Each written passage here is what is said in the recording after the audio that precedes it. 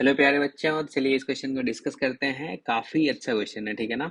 अगर कैलकुलेशन देखो तो बहुत ही अच्छा है, मजा आ जाएगा आपको। इसने दे रखा है if the roots of the equation इतना, जो मतलब पहले वाले इक्वेशन का जो रूट्स है वो क्या है, सी और डी है, और सेकेंड वाले इक्वेशन का रूट जो है वो क्या है, ए बी है।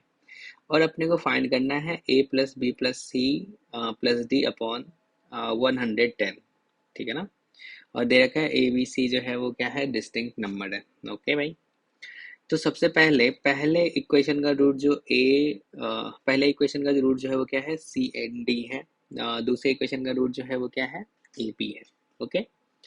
यहाँ से अगर सम ऑफ रूट्स फाइंड करोगे तो सम ऑफ रूट्स किसके इक्वल आएगा, 10a के इक्वल आएगा। और इस वाले में सम ऑफ रूट्स किसके इक्वल आएगा, 10c के इक्वल आएगा। प्रोडक्ट ऑफ रूट्स आपने फाइंड कर लिया। न्यूमरेटर में अगर आप देख रहे हो तो आपको फाइंड क्या करना है भाई, a plus B plus C plus D, ठीक है ना। तो अब सोचो, यहाँ तो दिख रहा है भाई, इन दोनों का सम करेंगे तो A plus B plus C plus D आ जाएगा। तो A plus B plus C plus D किसके इक्वल आ जाएगा, तो 10a प्लस सी। यानी कि अब अपना मोटिव जो है वो फाइंड करना है ए प्लस सी का वैल्यू। क्लियर है, ठीक है। तो ए प्लस सी का वैल्यू फाइंड करना है, और इस क्वाड्रेटिक का रूट जो है वो सी है, दूसरे क्वाड्रेटिक का रूट जो है वो ए है, ठीक है ना। एक रिलेशन तो अपने को दिख रहा है, जैसे ए रखने से फायदा क्या है, यहाँ पे ए सी बनेगा, और यहाँ पे सी रखने से फायदा क्या है, ए सी बनेगा। अगर अपन सब्ट्रैक्ट करेंगे तो ये वाला टर्म तो कैंसिल आउट हो जाएगा। तो पहले वाले क्वाड्रेटिक का रूट सी है, तो हमने इसमें सी रख दिया, सी इसको सेटिस्फाई करेगा, सी में एक इक्वेशन आ गया, ठीक है ना। दूसरे वाला जो क्वाड्रेटिक है इसका रूट ए है, हमने यहाँ पे ए रख दिया, तो A square minus 10ac minus 11d equals to 0 आ गया। फिर क्या किया, हमें फाइंड तो करना है भाई ए प्लस सी। हमने दोनों को सब्ट्रैक्ट कर दिया। सब्ट्रैक्ट करेंगे तो यानी कि माइनस करेंगे तो ये वाला पार्ट कैंसिल। तो यहाँ पे क्या होगा, C square minus A square minus 11 common लेंगे, तो B minus D equals to 0 आ जाएगा, ठीक है ना। अब इस वाले पार्ट में आपको दिख रहा है यहाँ पे C square minus A square equals to क्या आ गया, 11 D minus sorry B minus D आया, ठीक है ना। अब सोचो भाई, अगर हमें ये b माइनस डी जो है, ठीक है ना, ये अगर a और c के टर्म्स से मिल जाए तो अपना काम आसान हो जाएगा, ठीक है ना। तो अब सोचो, पहला वाला जो पार्ट तुमने यहाँ पे लिखा था, क्या लिखा था भाई, sum of roots a plus C किसके equal, sorry a plus B किसके इक्वल, 10c के इक्वल। दूसरे में क्या लिखा आपने, c plus D equals to 10a। अगर इसको अपन माइनस करते हैं, ठीक है ना, तो क्या आ जाएगा, a माइनस सी, और साथ में b minus D equals to 10c minus a।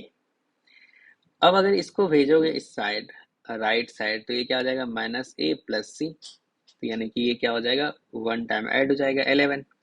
तो अब बताओ, क्या यहाँ से b माइनस डी को हम लोग इतना लिख सकते हैं, 11c माइनस a। तो इसके प्लेस पे, b माइनस डी के प्लेस पे हमने लिख दिया 11c माइनस a। देखो ये वाला पार्ट और ये वाला पार्ट कैंसिल हो जाएगा, तो यहाँ से अपने को आया a प्लस सी का वैल्यू 121 आया, ठीक है ना। इसमें अपने को a प्लस सी ही चाहिए था।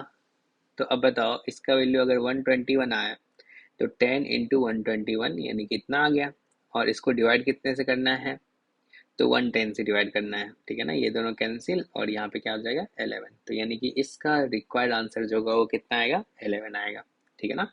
तो देखो इसमें क्या क्या कॉन्सेप्ट आपने यूज़ किया।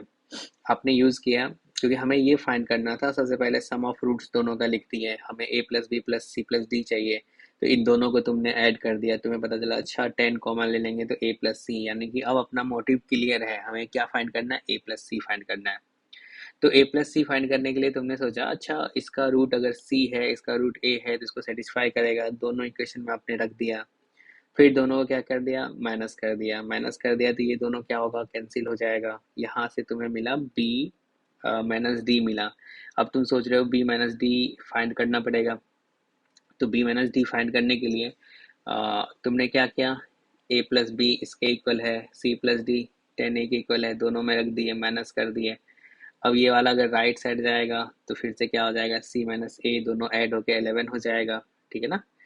अब इसमें b माइनस डी के प्लेस पे 11, सी माइनस ए रख दिया, सी माइनस ए कैंसिल हो गया, तो सी प्लस ए का वैल्यू अपने को मिल गया। तो यानी कि अपना मोटिव जो है वो पूरा हो चुका है। तो यहाँ पे अपन ने रख दिया, इसके प्लेस पे इतना आ गया, अब डिवाइड करेंगे आंसर आ गया, ठीक है ना। तो अच्छा क्वेश्चन माना जा सकता है इसको।